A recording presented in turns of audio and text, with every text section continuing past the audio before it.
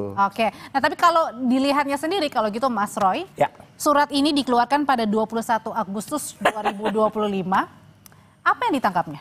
Yang ditangkapnya ini Indonesia malah dibawa oleh keputusan nomor 731 ini kembali ke alam kegelapan.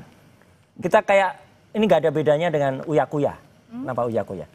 Ini kayak beli kucing dalam karung. Ya gitu. Jadi orang itu nggak boleh lagi lihat profil dari siapa calonnya. Ini kan konyol banget. Misalnya dalam 16 syarat itu, ada nomor 13-nya. 13 itu syarat tidak terlibat organisasi terlarang. Misalnya PKI atau apa. Itu wajib diketahui oleh masyarakat. Gitu loh. Orang ini dulu pernah terlibat atau enggak. Tapi kan alasannya katanya kalau dibuka ini bahaya. Ini peraturan ini harusnya juga gugur dengan sendirinya. Karena ini aturan ini kan di bawah yang namanya Undang-Undang Keterbukaan Informasi Publik nomor 14 tahun 2008. Undang-Undang Keterbukaan Informasi Publik nomor 14 tahun 2008 itu jelas banget. Itu di pasal 17-nya, itu ada poin-poin yang dikecualikan. Antara lain yang tadi mau ditanyakan misalnya itu soal pendidikan. Pendidikan itu bukan ijazah. Ijazah harus ditampilkan. Yang tidak ditampilkan misalnya adalah KHS. Kartu hasil studi. Kalau itu saya setuju sama dengan tadi analogi Pak Arief ya.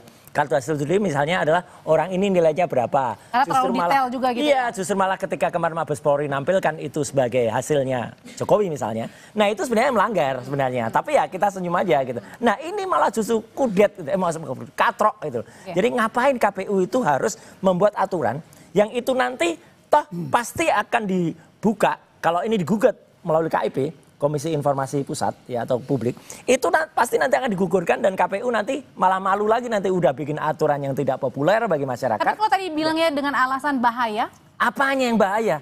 Negara ini kok malah makin menutup diri terhadap keterbukaan informasi publik. Ini kan tujuannya sebenarnya hanya ingin membantu ijazah, tapi lupa dia. Di situ ada 15 yang lain, termasuk nomor 13 tadi, soal syarat-syarat G30 SPKI, surat pernyataan berkriteria cukup yang disebut sebagai bakal calon. Masa itu dikecualikan semua? Lah kalau itu dikecualikan semua, aneh. Kalau menurut saya ini KPU nih, tolonglah kembali ke zamannya Pak Arief nih. Zaman Pak Arief tuh KPU tuh terbuka banget, kita enak main ke sana gitu. Saya juga barusan ngalami ketika kemarin saya dengan teman-teman dari Yakin ya, Yayasan Advokasi untuk itu untuk membuka data-data Sirekap ya. Kita sudah menang keputusan KIP. Ya, sudah kita harus membuka data suara tiap-tiap tiap-tiap TPS. Jadi ini artinya dimaksudnya adalah mundur begitu ya? Sangat mundur, sangat kemudian membawa Indonesia ke kegelapan. Ya jangan salahkan masyarakat kalau membuat inilah yang malah mendorong Indonesia gelap itu justru KPU yang sekarang. Kalau menurut Mas Roy katanya kembali mundur malah Bang Rifai, sebenarnya kalau dari kuasa hukum sendiri Bang Rifai sebenarnya setuju nggak sih dengan surat yang dikeluarkan oleh KPU ini tanggal 21 Agustus 2025? Sebenarnya apa yang dikeluarkan oleh KPU ini bukan reclaim ya, dia bersihing sifatnya. Tapi bersihing ini sebenarnya intinya adalah justru menegaskan hukum positif yang ada. Ya, bahwa memang di Undang-Undang Perlindungan Data Pribadi, hasil evaluasi intelektual itu sesuatu yang dilindungi, yang tidak bisa dibuka.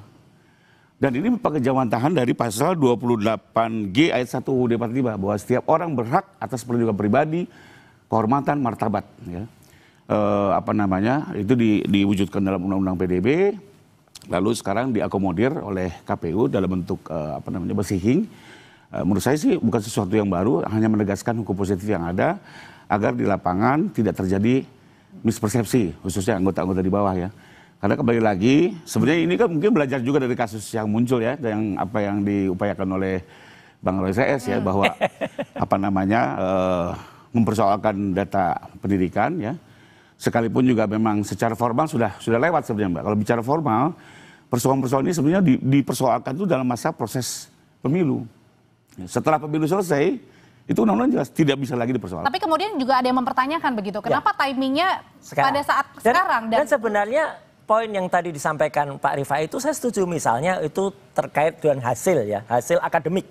Ya misalnya KHS, oke, sekali lagi.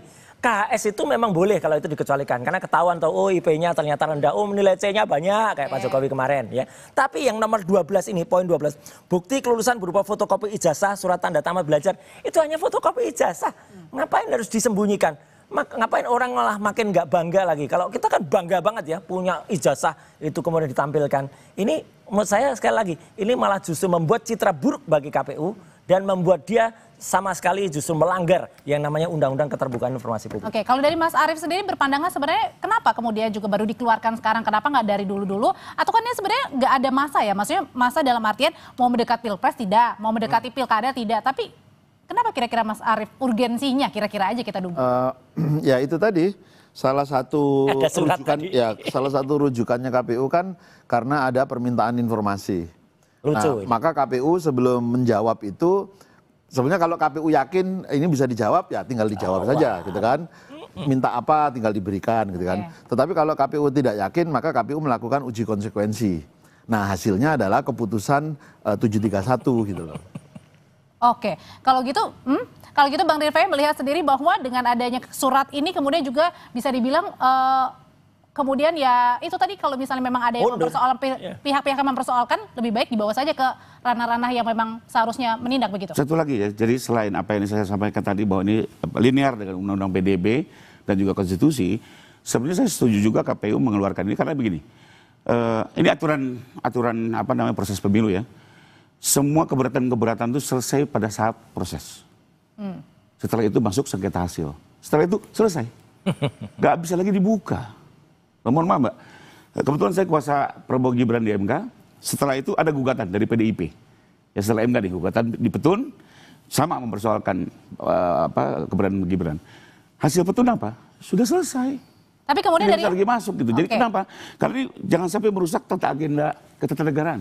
Tapi kemudian juga dari karena setelah ini kan terpilih presiden bekerja. Kalau gitu nggak usah pakai syarat aja besok. Bayangkan kalau ini dibatalkan semua kan akan rusak semua ketatanegaraan. Tapi kemudian juga ada yang mempertanyakan juga dari anggota DPR kalau begitu transparansinya di mana? Hilang, nggak ada. Bukan dari awal, sudah ada masanya Mbak. Oh, berarti harusnya sudah selesai. Pada saat awal data-data ini muncul, masyarakat boleh keberatan, tapi harus menerima keberatan. Ada klausul setelah ini itu Pak Rifai. Setelah keberatan apa? Bisa diuji gugat ke MK.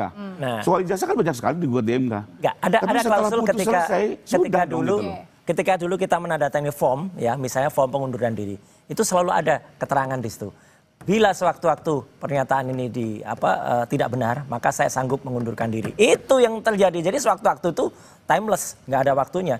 Kalau ternyata kemarin belum ketahuan, misalnya Gibran tuh katanya nggak lulus SMA misalnya, atau Jokowi itu ternyata tidak lulus UGM, ya udah sewaktu-waktu bisa. Gitu itu harusnya itu berlaku. Jadi tidak hanya kemudian dibatasin, kemudian waktu, kemudian ada daluarsa. Kayak Sylvester aja nyari-nyari daluarsa. Oke, kalau gitu pertanyaan selanjutnya adalah sebenarnya apa dampak ketika KPU mengeluarkan ini tidak bisa membuka lagi secara langsung ke publik data-data capres-cawapresnya begitu. Apa dampaknya sebenarnya? Usai jeda ya, tetap bersama kami di Sapa Indonesia Malam.